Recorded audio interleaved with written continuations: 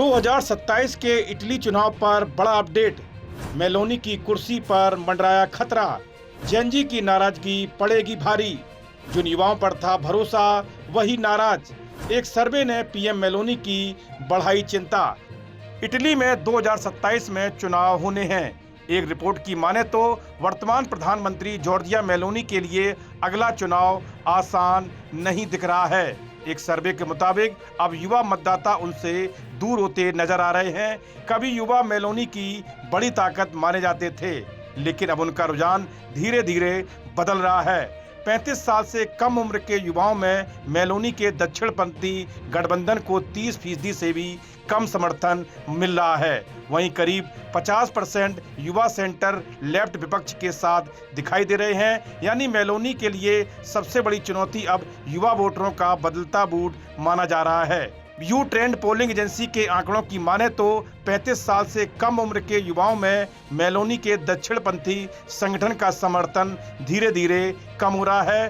दूसरी तरफ central left विपक्ष को लगभग 50% युवाओं का समर्थन मिल रहा है। जानकारों के मुताबिक युवाओं में मेलोनी सरकार को लेकर नाराजगी बढ़ रही है। इसकी बड़ी वजह मानी जा रही है कि युवाओं को आर्थिक सुधारों का उतना फायदा नहीं मिला जितनी उम्मीद थी।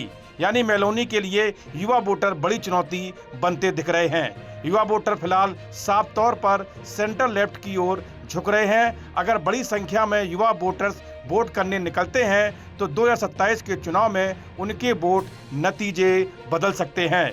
युवाओं की नाराजगी की सबसे बड़ी वजह है नौकरी, कम वेतन और शिक्षा से जुड़ी समस्याएं।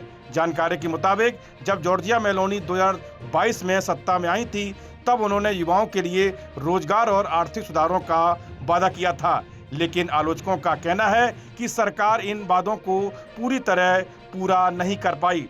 इटली में 15 से 24 साल के युवाओं के लिए रोजगार के मौके यूरोजोन के 21 देशों में सबसे कम हैं।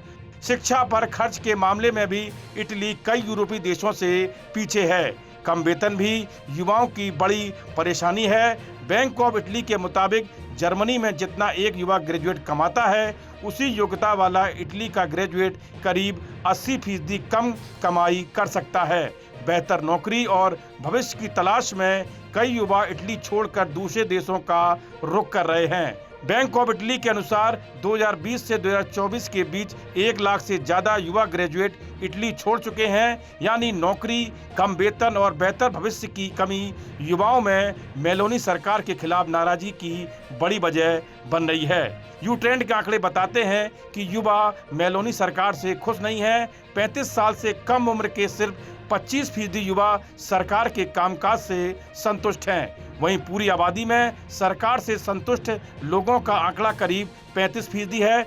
2023 में मेलोनी की पार्टी ब्रदर्स ऑफ इटली को युवाओं के बीच जितना समर्थन मिल रहा था, अब उनकी 3 पार्टियों के पूरे गठबंधन को भी लगभग उतना ही समर्थन नहीं मिल रहा है। यानी समय के साथ युवाओं के बीच मेलोनी की लोकप्रियता और उनके गठबंधन का समर्थन दोनों कमजोर हुए हैं। युवा पुरुषों और महिलाओं की राजनीतिक पसंद में भी बड़ा अंतर दिखाई दे रहा है। बोकोनी यूनिवर्सिटी के एक स्टडी के मुताबिक युवा पुरुष दक्षिणपंथी पार्टियों की ओर ज़्यादा झुक रहे हैं, जबकि युवा महिलाएं लेफ्ट की पार्टियों को ज़्यादा पसंद कर रही हैं। 18 से 29 साल के पुरुषों में ब्रदर्स ऑफ इटली को करीब 15% समर्थन मिला, जबकि इसी उम्र की महिलाओं में यह समर्थन सिर्फ 4.2% रहा। दूसरी तरफ 5 स्टार मूवमेंट को 30 साल से कम उम्र की 18% महिलाओं का समर्थन मिला, जबकि पुरुषों में यह आंकड़ा सिर्फ 5.1% था। यानी युवाओं का मेलोनी से दूर होना सिर्फ लेफ्ट की तरफ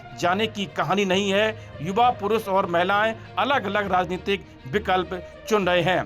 एक बड़ी बात यह भी है कि मेलोनी की मुश्किल सिर्फ सेंट्रल लेफ्ट विपक्ष तक सीमित नहीं है। उनके सामने फार राइट भी बड़ी चुनौती आ रही है। पूर्व सेना जनरल रॉबर्ट बनेक्की ने फरवरी में नेशनल फ्यूचर नाम की फार राइट पार्टी बनाई।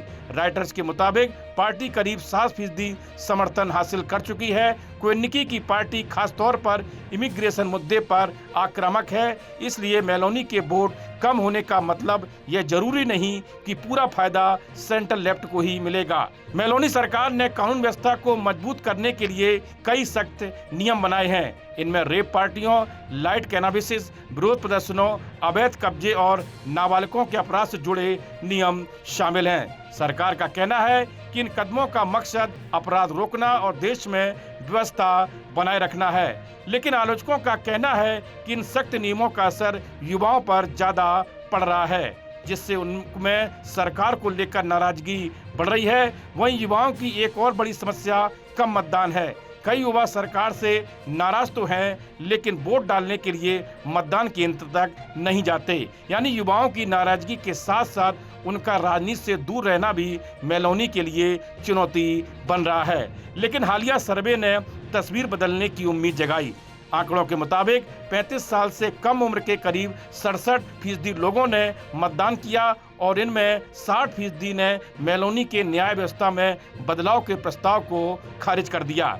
इटली के पिछले 30 सालों का राजनीतिक इतिहास देखें तो वहां जितनी तेजी से सरकारें आती हैं, उतनी ही तेजी से गिर जाती थी। मेलोनी इसी उथल पुथल वाले माहौल से निकलकर देश की टॉप पोजीशन तक पहुंची हैं। जॉर्जिया मेलोनी का जन्म रोम के एक साधारण परिवार में हुआ। बचपन में ही उनके पिता उन्हें और उनके परिवार को छोड़कर चले गए।